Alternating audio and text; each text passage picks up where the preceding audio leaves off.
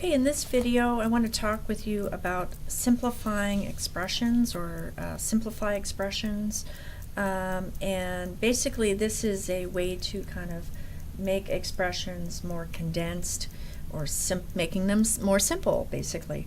And first, before we begin, let's talk a little bit about vocabulary. First I want to talk about a term, and expressions are made up of terms. Alright, so there's different kinds of terms. You can have a number. So for instance, you might have 5, that's a term, or say -3. That would also be a term because it's a number. You could have a variable. Okay, so any letter would be considered a variable. Now a variable represents an unknown number or a number that you don't know yet. Eventually, hopefully, you'll learn what that is. So X, Y, and Z are commonly used variables. You could also have a variable with an exponent, so like x squared or y cubed. You know, both of these have variables or exponents, but that would be okay. That would be considered a term. You can also express a term as a product. And remember, a product is the answer to a multiplication problem. So let me draw a line there. So like say 3x, 3 times a number that we don't know, maybe 4y to the 5th power. That would also be considered a term. We can also express a term as a quotient, and a quotient is the answer to a division problem. So we might have x divided by 3y. Okay, this fraction is also considered a division problem, and so this would be considered a term. Now let's talk a little bit about just this right here, 3x. So 3x, and this is kind of different from a term, but important. So we're taking a little side note here. So 3x, okay, the x is the variable, so that's the variable. Okay, that's the variable. The 3, when you have a number attached to the variable in a multiplication problem, this is going to be called the coefficient. Coefficient. I think it's with a C. Coefficient. Okay. Coefficient. So 3 times x, or maybe 4y z. Sometimes you have variables multiplied to each other. So this 4 would be the coefficient of y and z. Okay, so that's a little side note. We'll be talking about coefficients in a bit.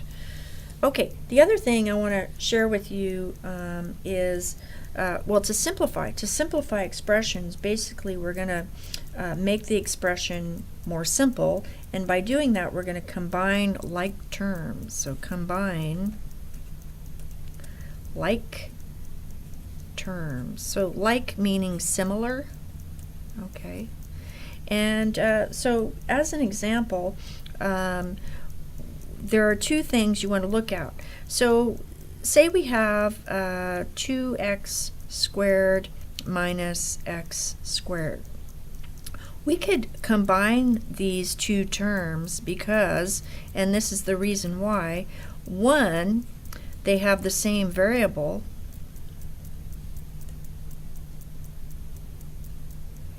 and 2, the variable is raised to the same power. So raised to same power. So let's look at a couple of these. For in this example, x, and then the exponent is the same. So we could combine. Now notice that the coefficient here is 2 times x squared. Even though we don't write the number, this is also 1 times x squared. Oftentimes, well, in most cases, you will not see that 1 but if you see an x without a coefficient, you can assume that's 1. So really what we're saying is 2x squared minus 1x squared, and so you're just going to say, well, 2 minus 1 is 1x squared, so your answer would be x squared. And in your answer, notice I did not write the 1, okay? We just don't do that. Okay, let's look at some other expressions in which we can combine like terms. So let's say we have 4x plus y minus 2x plus 2y. Okay, so notice we've got two different variables. We've got an x and we've got a y, and notice that the exponents, there are no exponents. Now really, when you see an x without an exponent, or any variable without an exponent, you can assume that's going to be a 1. So all of these are 1s, you know, because remember, like if you had, say, 4 to the first power, that's going to give you 4. Okay, so we don't normally write the exponent of 1. You can just assume that there's a 1 there. Okay, so that was just an example. All right, so what we want to do is combine like terms. We want to group them together, and I'm going to use different colored pens. I'm going to put a box around my x's. Okay, so, and then I'm also going to include the sign in front of it. So there's no sign here, so, but I know that's a positive. Here we have 2x, but we have a negative 2x. Okay, and then for the y's, I've got a positive y and then a positive 2y. Okay, so I'm going to rewrite this so that they're together and then I can simplify them. So I'm going to put my x's first, 4x minus 2x. See how I include that sign? That's going to tell me what operation I'm doing here. And then I've got my positive y, which is plus y plus 2y. Okay, so 4x minus 2x is going to be 2x, and then we've got plus y, which is 1y plus 2y, so it'd be plus 3y. Now notice that I don't have common terms anymore. I've got an x and a y. I cannot combine these. I cannot make 5xy. That's not how it works. So this is simplified, this is simplified, and this would be my total simplified expression. I cannot go any further than this. This would be the answer. Let's go ahead and do a few more just to get some additional practice in. Let's say we have 5 plus x minus 3 plus 4x. Okay. Now notice we have whole numbers here, or numbers, like, you know, this is a term. All of these are terms. Okay, we've got a positive 5 and negative 3. Those are numbers, but they're considered terms. And then we've got a positive x and a positive 4x. Now we can combine our numbers. So I'm going to go ahead and use a green to combine all my numbers, positive 5 and a negative 3. Okay.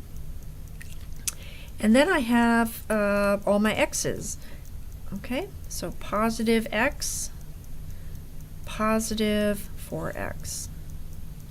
Okay, so now I'm just going to combine these together, 5 and then minus 3. I'm just putting them together in a group. And then, let's see, blue is going to be plus x plus 4x. Okay, so we've got 5 minus 3 is 2, and then x plus 4x is 5x, so plus 5x. That's all I'm going to do, because you know, I I can't combine this 2 with the 5x because I don't have a variable here, and this one does. So, I just can't combine it. This is the simplified form of this larger expression.